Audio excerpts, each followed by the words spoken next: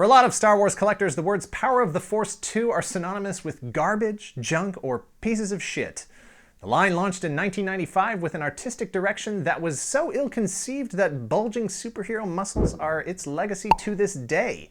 While some fans never forgave Power of the Force 2, the rest of us stuck with Kenner as they found their voice and delivered dozens of excellent Star Wars figures.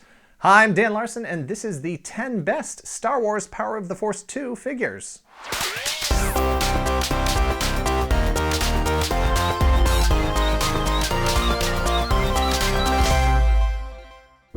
At number 10 is Ishi Tib. Who's Ishi Tib? I don't know. I'm sure he's got an entry on Wikipedia about the time he flew a cruiser through an Imperial blockade to save the last 6 inhabitants of a species that the Empire wanted to use as fuel or something. The important part is that he's in Return of the Jedi for about 17 frames of film, and he's one of those guys that you don't notice until your 27th viewing, and when you do, you involuntarily shout, "Look at that guy!" Because he's so freaking weird, and you can't believe that he was standing there the last 26 times, and you didn't notice him. It's the only time Mr. Tib has been made, and his head represents a degree of sculpting that's still on par with figures being made today. Number 9 is Mon Mothma. Power of the Force 2 produced a lot of really great minor human characters like Aunt Beru, Wooher, and the Rancor Keeper that hold up to this day. For Mon Mothma, she's a female character with spoken lines that didn't get a figure in the vintage line, even though General Combe-Over Maydean and Admiral Akbar did. It's a damn shame to think that with all the perceived equality throughout the developing New Republic, that women in leadership positions still aren't equal to their male or fish counterparts. That said, this is the only figure of Return of the Jedi Mon Mothma, and it's a wonderful example of where the line went after they realized they didn't have to compete with superheroes. Number 8 is Lak Sivrak, also known as Wolfman or Hyena Man. He's another one-timer, and if you've never seen the original cut of A New Hope, then you've never seen this guy, period. He gets replaced with a just as ridiculous-looking elephant guy in the special editions. Why? Because he looks too much like a guy wearing a werewolf mask instead of an actual alien? To which I say, isn't it possible there was a guy in that bar wearing a werewolf mask? Is that where we're drawing the line with suspension of disbelief? Murderers at every other table, sure. But a guy with a werewolf mask on? I can't watch that! I love that space werewolf. And imagine the trilogy we could have had if Luke and Obi-Wan sat down at his table instead of with Han and Chewie. Number 7 is Muftak and Kabe, a pair of Cantina denizens that also never saw release in the vintage line. These guys were released as a 2-pack, so I've grouped them together here at number 7 as well. Both of these figures have the kind of sculpting and paint apps that the line should be known for. Power of the Force 2 should be the line that people talk about for the sheer volume of guys like this that got put into the market. No background character was too obscure. If fans wanted it, Kenner made it. Number 6 is Grand Moff Tarkin. Some would argue that this is the best version of Tarkin ever made. If there's one glaring oversight of a character that didn't get made in the vintage line, it has to be Tarkin. I mean, he's the main villain of the film. Vader is his enforcer. How do you not make Tarkin? They made Walrus Man, Snaggletooth, and Cloud Car pilots, but they didn't make Tarkin. There's no excuse for that. Sure, this figure isn't the best likeness in the world, but it fits the aesthetic of the line and looks more like Peter Cushing than any of the vintage figures looked like those actors. Number 5 is Bespin Luke and Darth Vader with removable helmet. Both of these figures represent similar things about the Power of the Force 2 line that I want to emphasize, so I'm putting them in here as a 2-for-1.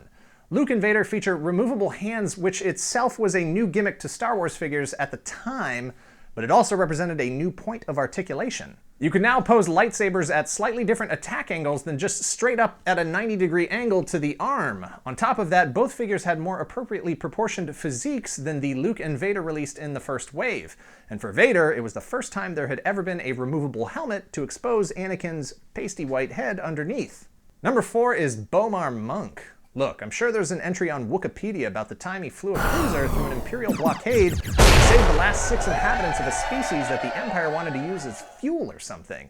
The important part is that he's in Return of the Jedi for about 17 frames of film, and he's one of those guys that you don't notice until your 27th viewing, and when you do, you involuntarily shout, "Look at that guy!" Because he's so freaking weird you can't believe he was there the last 26 times and you didn't notice him. Also, this figure is such an engineering feat that the only other time he was ever released was a repaint of this exact same figure. Hulkamania Luke came from Power of the Force 2, yes, but so did Bomar Monk. Number 3 is Emperor Palpatine, and I'm counting 2 different versions of him here because with some characters you just have to.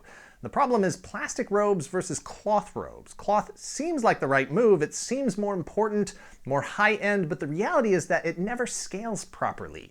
For good-looking cloth at this scale, you have to go with sculpted robes or capes or cloaks or whatever. And in the case of the Emperor, you need to have a good standing version and a good sitting version, and Power of the Force 2 took care of that and hasn't been topped since. Number 2 is Princess Leia as Jabba's prisoner. Like Tarkin, this was a figure that was very clearly missing from the vintage line. I mean, yeah, what would an actual vintage-style slave Leia have looked like? It could have been a train wreck. But it's a prominent point in the story for a main character in a line that thrives on producing every costume each of the characters appears in, regardless of how mundane. It's a figure that every collector wanted but never really thought they would ever get to own. And while it could be argued that it's not the best version of this outfit ever made, it is the most important, and it's another figure that should be held up as an example of the great things that came from this era of Star Wars figures. Honorable mention here is Oola, which is practically the same figure but with slightly better sculpting and fabric leggings to boot. And at number 1 is Bossk. For me, for a lot of collectors, Power of the Force 2 finally found its true identity with the release of Bossk in Collection 2 in 1996. Properly proportioned, wonderfully sculpted detail, paint apps right down to the logos on his flight suit, and silver detailing that Hasbro would have a hard time matching even in today's market. He had a regular standing pose, came with 2 guns, and truly finally felt like a modern, at the time, update to the classic figure which, if we're being honest, is a complete joke and looks nothing like the guy in the movie. I tried to keep this list to the 10 best, but failed because, to the disbelief of a lot of folks out there, there's just too many really great figures in the Power of the Force 2 line. I probably left out your favorites, but I didn't do it on purpose. Heck, I left out most of my favorites as well. Let us know in the comments below who your favorites are. Don't forget to like and subscribe so you don't miss the story about that time I flew a cruiser through an Imperial blockade to save the last 6 inhabitants of a species that the Empire wanted to use as fuel or something. I don't know why I turned into Lando at the end.